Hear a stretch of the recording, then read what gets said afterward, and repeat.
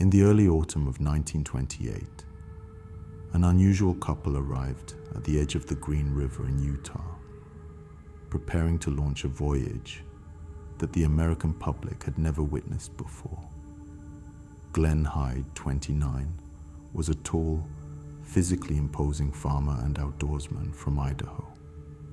His new bride, 22-year-old Bessie Hyde, was a petite, artistically inclined woman from an upper-middle-class background. They had been married only a few months, and this expedition was officially framed as their honeymoon. However, the true motive behind the trip was entirely commercial. Glen was driven by an intense desire for financial independence and national fame.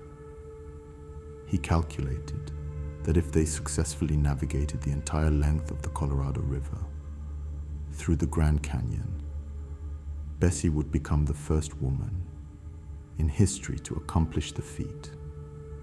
Glen intended to leverage this historic milestone into a massive financial windfall, planning a high-paying national lecture tour, a syndicated newspaper column, and a lucrative book deal that would fund their future lifestyle.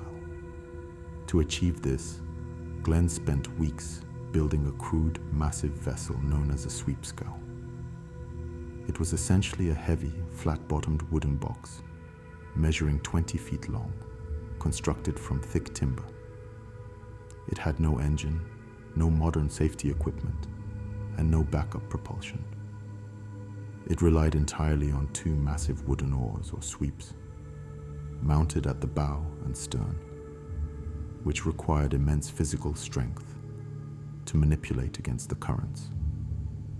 In October 1928, they pushed this heavy wooden box into the water, stepping off the civilized map and descending into the unmanaged depths of the canyon. By late November, the couple had completely vanished into the stone corridor, missing their scheduled arrival date at the end of the river line. In December 1928, a search plane scanning the muddy waters of the Grand Canyon spotted the wooden scow floating peacefully at River Mile 237. The boat was completely upright and undamaged, gently rocking in a quiet eddy. When a ground rescue party reached the vessel, they discovered a chilling scene of perfect domestic preservation. There were no signs of a struggle, no blood, and no damage to the hull. A full winter stock of food supplies remained neatly packed in the cargo hold. Their heavy winter coats, a loaded rifle, a camera, and cash were left untouched. On the camp stove, a cooking pot still sat on the burner, and Bessie's diary lay open on a crate, with the final entry recorded on November 27th. The boat's heavy hemp tow line was trailing over the side, caught beneath a field of submerged boulders on the riverbed, which had anchored the craft in place.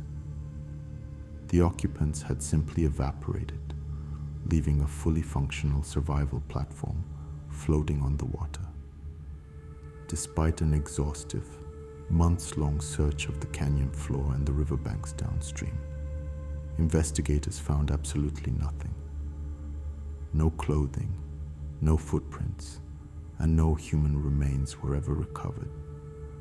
The wilderness remained entirely silent. Decades passed, and the mystery of the ghost ship on the Colorado River became a foundational legend of the American West, officially written off as a tragic drowning accident. But in the summer of 1992, the entire narrative suffered a shocking forensic disruption. Georgie Clark, a legendary and fiercely independent river guide who had spent nearly 50 years conducting extreme commercial rafting expeditions through the Grand Canyon, passed away at her home in Utah. Clark was a celebrated icon, famous for her survival skills and her absolute refusal to share any details about her personal life prior to World War II, when her closest friends entered her private residence to inventory her estate. They discovered a hidden compartment inside her closet. tucked away in the dark was a collection of deeply personal items that had no logical connection to Georgie Clark's public life. Investigators uncovered the original 1928 marriage certificate for Glen and Bessie Hyde, along with a small functional pocket pistol. As historians cross-referenced Clark's physical dimensions, her true birth records, and her facial structure, a devastating realization emerged. The famous river guide who had spent her life navigating the canyon was very likely Bessie Hyde, living under a completely fabricated identity. This discovery forced researchers to re-examine the diary entries, the final photographs, and the psychological reality of that 1928 voyage, pulling back the curtain on the extreme tyranny Bessie had endured.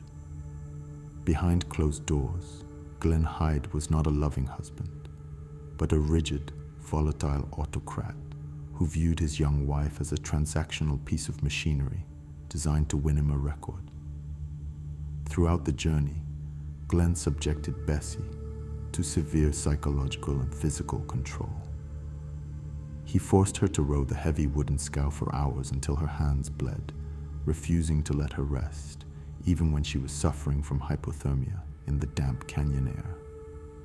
He strictly rationed her food based on her performance and denied her adequate winter footwear, forcing her to navigate the jagged stone banks in flimsy, thin shoes.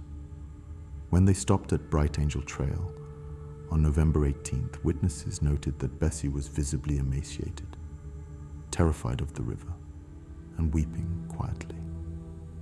Legendary photographer Ellsworth Kolb saw her distress and explicitly offered to walk her up the trail to safety so she could take a train home. But Glen violently intervened, using physical intimidation and verbal dominance to break her will, forcing her back into the wooden box.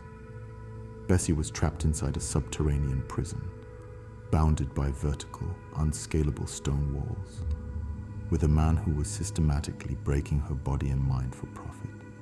The physical reconstruction of her escape suggests that by late November, near River Mile 232, Bessie reached her absolute limit of human endurance.